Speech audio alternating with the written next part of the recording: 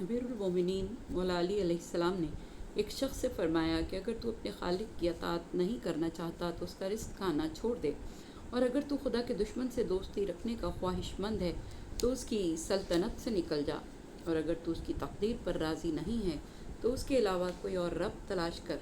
अल्लाह फरमाता है कि जो मेरी क़ज़ा पर राज़ी नहीं और मेरी तकदीर पर ईमान नहीं रखता तो मेरे अलावा कोई और माबूद तलाश करे। हुजूर अकरम सल्लल्लाहु अलैहि वसल्लम ने फरमाया कि अल्लाह की हर क़ज़ा में मोमिन के लिए कोई न कोई भलाई होती है।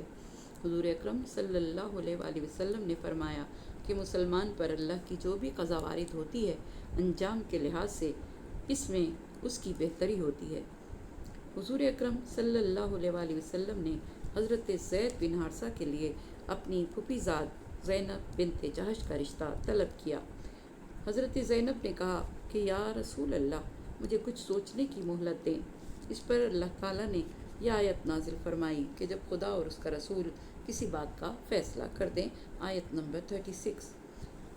तब जनाब ज़ैनब बिन्त जहश ने यह आयत सुनी तो उन्होंने हुजूर अकरम से अर्ज़ किया कि या रसूल अल्लाह, मैं अपने इख्तियार को आपके फ़ैसले पर कुर्बान करती हूँ। इसके बाद हुजूर अकरम सल्लल्लाहु अलैहि वसल्लम ने उनका निकाह हज़रत ज़ैद बिन हारिसा से कर दिया।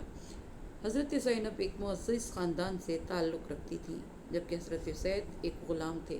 औरतों ने बीबी ज़ैनब को ताने दिए और इसीलिए मियाँ बीवी में नाचाकी पैदा हो गई। ज़ैद हुजूर अकरम सल्लल्लाहु अलैहि वसल्लम के पास आते थे और अपनी बीवी की बदखुल्की की शिकायत करते थे। हुजूर अकरम सल्लल्लाहु अलैहि वसल्लम उसे हिदायत करते थे कि अपनी बीवी के साथ निबाह करते रहो और खुदा से डरो। ज़ैद ने कुछ अरसे तक तो उसे बर्दाश्त किया, लेकिन मामला हज़रत ज़ैद की बर्दाश्त से बाहर हो गया और आखिरकार उन्होंने अपनी बीवी को तलाक दे दी। अरब मुआशरे में कौम कबीले की बड़ी अहमियत थी और कुरैश अपने आप को बाकी कबाइल अरब से मुमताज़ समझते थे और वो अपने ख़ानदान की लड़की दूसरे कबीले में देना अपनी तौहीन समझते थे। हुजूर अकरम सल्लल्लाहु अलैहि वसल्लम ने खुदा के हुक्म से हज़रत ज़ैनब बिन्त जहश का हज़रत ज़ैद से निकाह करके कौमियत के बुत को पाश पाश किया और अमली तौर पर यह दर्स दिया कि हर मुसलमान दूसरे मुसलमान का कफ़ है।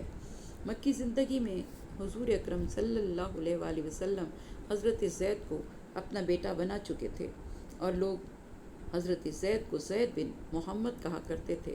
आप सल्लल्लाहु अलैहि वसल्लम आखिरी नबी थे। अगर इस मुतबन्ना गिरी की रस्म को आप खुद न तोड़ते तो ये रस्म क़यामत तक कायम रहती।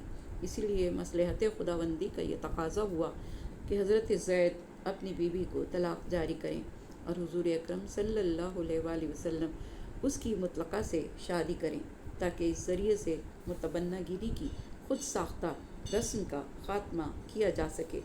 हुजूर अकरम सल्लल्लाहु अलैहि वसल्लम को भी अरब के रस्म व रिवाज का पूरा एहसास था।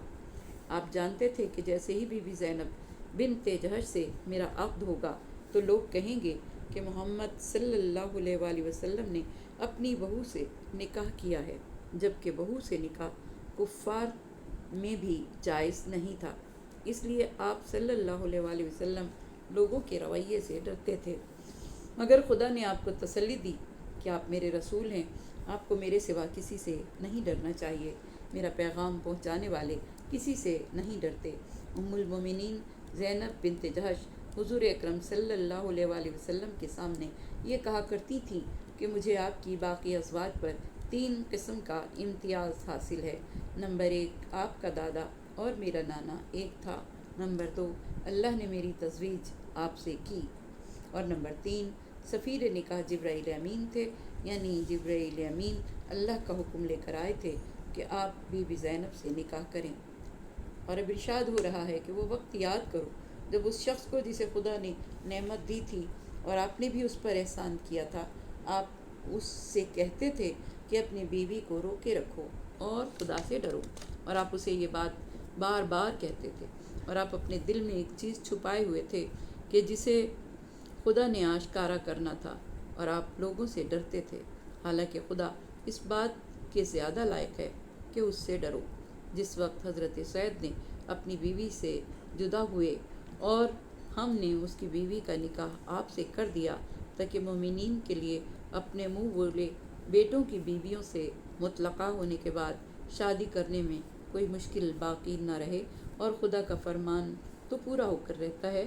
آیت نمبر 37۔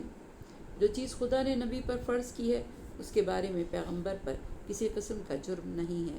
خدا کی سنت ان لوگوں کے بارے میں جاری ہے جو اس سے پہلے تھے، اور خدا کا فرمان ٹھیک ٹھیک اور حساب و کتاب کے مطابق ہے۔ آیت نمبر 38۔